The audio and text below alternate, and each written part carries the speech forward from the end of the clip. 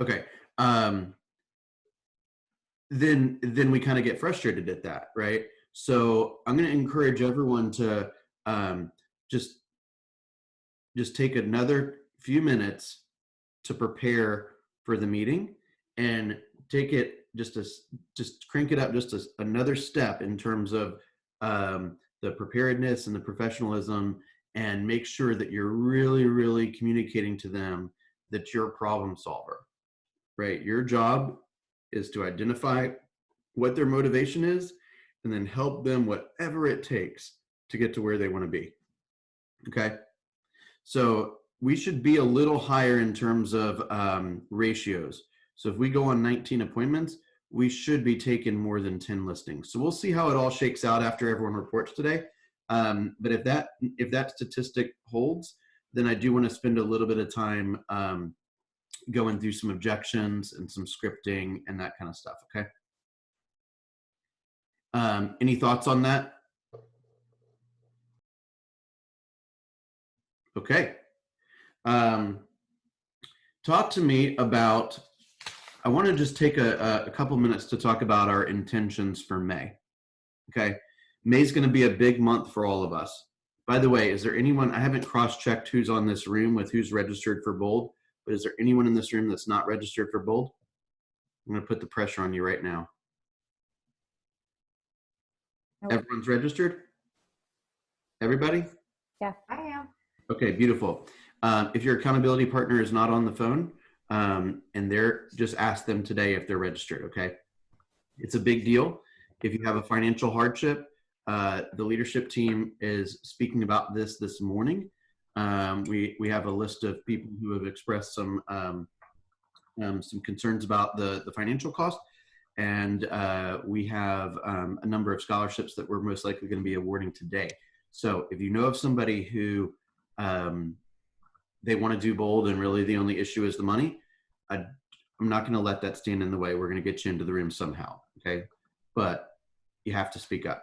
So just text me, call me privately, and we'll take care of you, okay? Okay.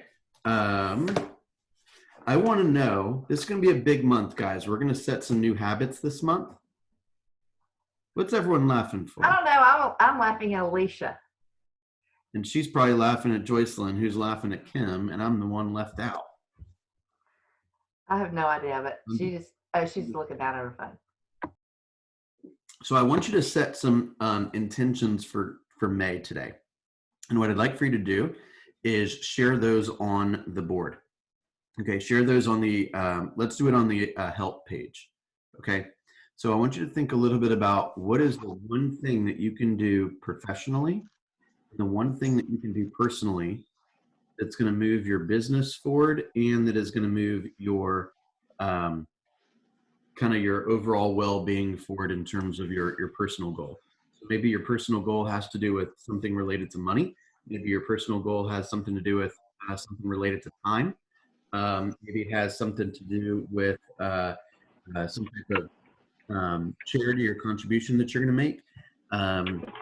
Whether your time or money. Okay. And I just want you to get real clear on what that is, and just take a slight step outside of your comfort zone and tell people publicly, because this is the group that is most likely going to be most supportive of that goal. Okay. So let's all you know, put our shoulder to shoulder, if that's the phrase, and let's help one another out. Okay. So is this part of like a 1-3-5? You know, could it be part of that goal? Oh yeah, absolutely. Absolutely. I mean, your one goal could be, I'm going to take 3 listings this month. Right. Or I'm going to, you know, have dinner with my family 4 nights a week or whatever it may be. Oh my gosh, no more dinners. No, just kidding. So like, whatever it may be. I'm with you, Alicia. No. Making them or having them or what? I'm making them. I'm done cooking. I don't even like it. All of the above. Okay. It's just me and my daughter, so we're good, but I'm just so done. I'm ready to go out. Oh, I'm a short order cook around here. Okay. I don't like my eggs like that. Oh, Lord. My To wife share posted a funny picture Oh, my- yesterday about being a mom during coronavirus. That was fabulous. Oh, yeah. Mhm. All right. So whatever the goal is, big or small, most likely if it's on your head, if it's in your brain, it's very meaningful to you. So I want to make sure that you kind of vocalize that, and then make that a part of your routine, is to acknowledge that that's something that's important to you and start taking some steps towards that. Okay. We're going to establish some really cool habits in May, most likely by participating in Bold.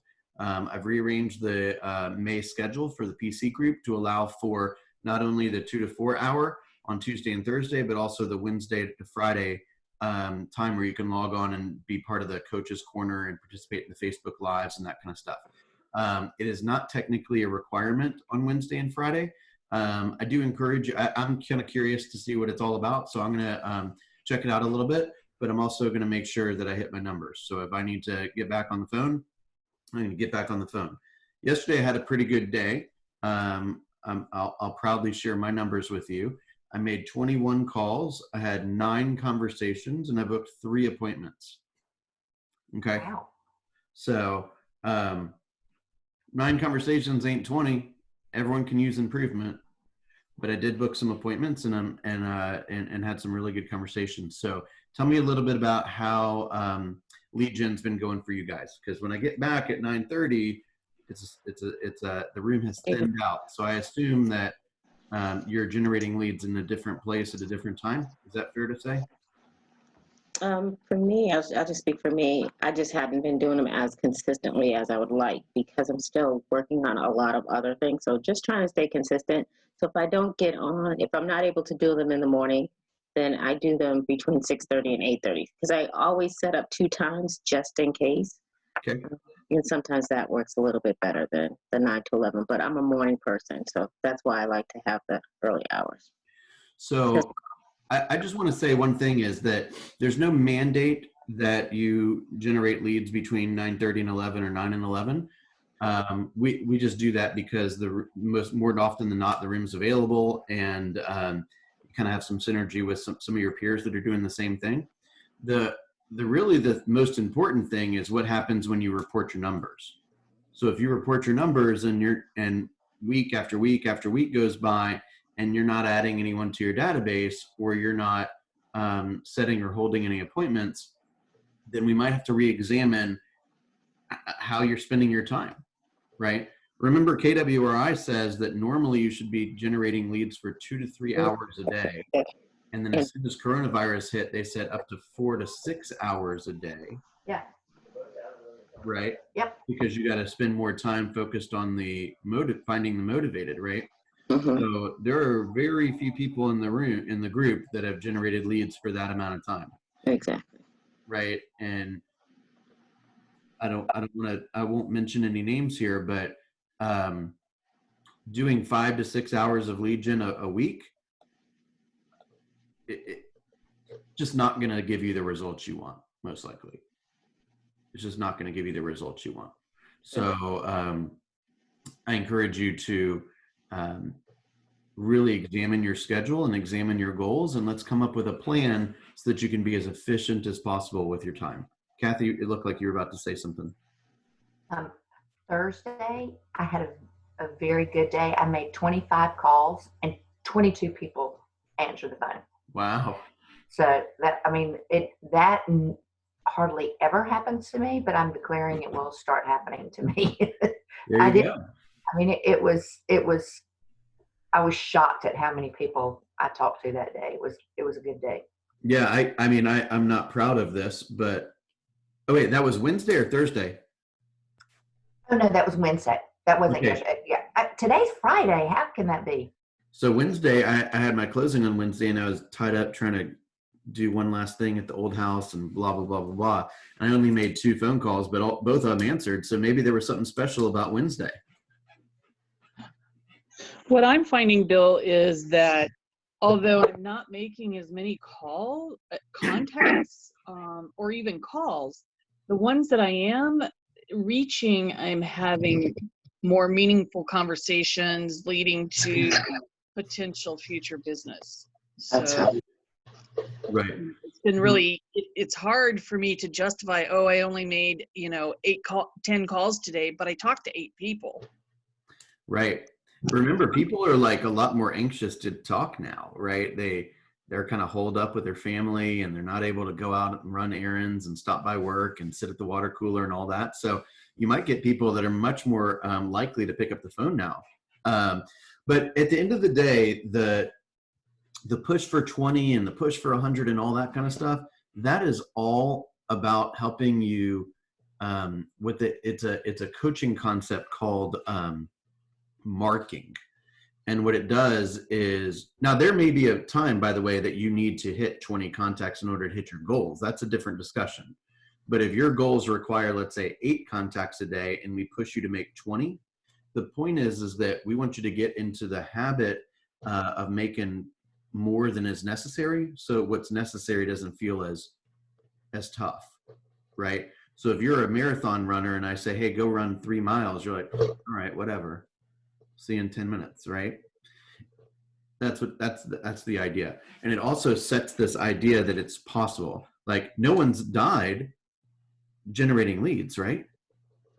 But what is I guess what I'm doing, what I have to do is give myself permission to have those 8 conversations, because it's my understanding, and tell me if I'm wrong, that of those 20 contacts a day, 100 contacts per week, in that week, I would set 4 appointments, and 2 of those would turn into business at some point in time. So if I'm having 8 meaningful conversations a day, but I don't get to those, 20 contacts because of the fact that I was having really good conversations that would potentially lead to double that amount of business, I have to give myself permission to not feel guilty and to give myself a break. I am really glad you said that. I agree with that wholeheartedly.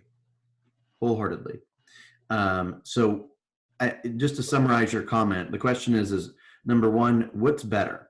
100 contacts and 2 pieces of business, or 15 contacts and 4 pieces of business? Is that right? Correct. Yes. But also giving myself permission to have that kind of week, because I tend to self-guilt because I didn't do enough work. I didn't make enough contacts. I didn't. But, I have to give myself permission to have good conversations versus 100 contacts that mean nothing. I wholeheartedly feel that. I Yeah. feel the same way sometimes. That's good. Okay, I hereby give everyone permission to do that. Okay, and I want everyone to say that to themselves. I give you permission to the process. The process is important, but what's most important is the result. So if whatever you're doing is getting you appointments and getting you paperwork and getting you active live clients, keep it up. Okay. Thank you. Because work is the result, right? And so if I get on the phone today and I make 10 phone calls and I book 8 appointments, like I should feel okay putting it up and go and have lunch with my kid. Mm-hmm. My problem is I'm really competitive, and I would probably just keep making phone calls because I'm on a roll. But I'm going to give myself permission. If the next 50 phone calls I make is a bunch of people yelling and screaming at me, I'm going to be okay because I've worked. Does that make sense? I've done what I needed to do that day. That's a great point, Jan. Thank you for bringing that up. Okay. Who else has some stuff to celebrate? Oh, I do. All right, let's talk. Actually, finally have my closing schedule that I've been waiting for the past 30 days because it was delayed because of the virus. So it's scheduled for Tuesday. Is that the one with the hairdresser? Yes. Nice. Yes. Hairdressers are back to work. Yes. So there is some logic behind that. Hey, look, It worked for me. I haven't been, but it worked for me, so I'm excited. Good. You know that there's a lot more to that than you might even be thinking, and others might be thinking, right? So from the moment this person lost their job or was on pause, and there was a lot of different people that had to be kept calm and relaxed and comfortable and confident that this deal was going to go through. And my suspicion is that you were really involved in orchestrating all of that and keeping everyone behaving. So that's like lenders, rate locks, buyer's agent, listing agent, buyer, buyer's family, buyer's friends, buyer's Facebook list, seller, seller's agent, seller's family, seller's friends, seller's Facebook list. I mean, the list goes on of people that could have wrecked that deal. Right. Especially since the agent is the seller. Oh, God. Yeah. Yes. And so congratulations to you. That's no small feat. That's not just simply Trump saying or Kemp saying hairdressers can go back to work. That was a hell of a lot of work behind the scenes, and you should be proud of yourself for that. Oh, I am. Thank you. Good, good. Okay, awesome. Tell me some other good news. All right. Well, in the last 10 minutes, you guys have probably... Heather's trying to talk, but her phone's not on. Oh, go ahead. Heather. There you go. I'm on my way to go get my license. It says on the website that they're going to be open today, but, you know, looking at things, it still says it's closed. So I'm driving anyway and having faith. Beautiful. Yay. Beautiful. I love it. Tell us your license number as soon as you get it, okay? Okay. All right. All right. So who in the last 10 minutes or 15 minutes or so has thought about something that they're going to be focused on in May? Who wants to share? For me, it's just being consistent with calling. I finally got started and feel like, you know, I can do this now because I was really hesitant at first. So now I feel like if I just set a goal each day and actually make the calls, I can do this. Beautiful. All right. I want you, I'm going to speak directly to you, but what I'm going to say is applicable to everybody. Okay. Ashley, do you believe that when you call somebody, you are planning to take advantage of them? Or do you believe that you are genuinely going to come from the heart and offer your support however you can offer it? Genuinely offer support. Good. Okay. And I mean, all my calls have been very supportive because I think because I call and I just tell them what I'm doing now. And then I've decided to go back into real estate and kind of explain that. And then just, and they're all excited for me and happy. And then I'm just like, you know, at the end, I just say, if they know of somebody or, you know, hear about somebody wanting to sell their house or look for a house or invest or whatever, if they wouldn't mind passing my name along or giving me their information. Yeah. I might even say like do a 3-way text or a three-way email. I had a lot of success with that over the years, right? It's Okay. like, Kathy, meet Alicia. Alicia is my neighbor who expressed some interest in selling her property. She's looking to move to Raleigh. Alicia, meet Kathy. Kathy is my favorite real estate agent in the planet, and she is, you know, takes her job very seriously and does a great job being patient with her clients. Please let me know if I can help you with this connection any further in the future.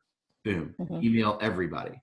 Yeah. And then that takes then you get to show your, I don't want to say aggressiveness, but certainly your assertiveness Mm-hmm. to say, hey, I'm available Monday at 2 or Tuesday at 3. Let's hop on a Zoom and I'd love to introduce myself and get to know you too. Mm-hmm. Right. Yeah, that's a good idea. So you don't want to get into the habit of saying, here's my business card, please share it.